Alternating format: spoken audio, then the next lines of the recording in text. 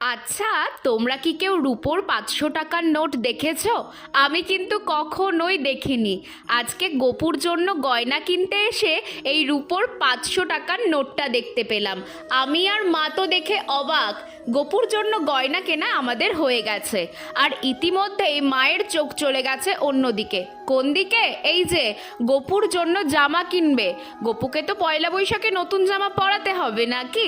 মায়ের ইচ্ছে এবার পয়লা বৈশাখে গোপুকে সুতির জামা পরাবে। কিন্তু এত সুন্দর সুন্দর জামা, সবগুলোই দেখো কি সুন্দর। এইটা আমরা গোপুর জন্য নিয়েছি, একদম সুতির। তারপরে গয়নাগুলো দেখো, মাথার মুকুট, সীতাহার, সব কি ছোট্ট ছোট্ট আর কি মিষ্টি দেখতে। আমি মাকে বলছি, মা নাও না। মা বলে, রুপোর তো নিয়ে নিলাম, এগুলো আর নেব না, থাক। তবে দেখতে কিন্তু দারুণ ছিল। আর লক্ষ্মী ঠাকুরের জন্য আমরা নিলাম এগুলো। কেমন লাগলো তোমরা কিন্তু জানিও। কেমন?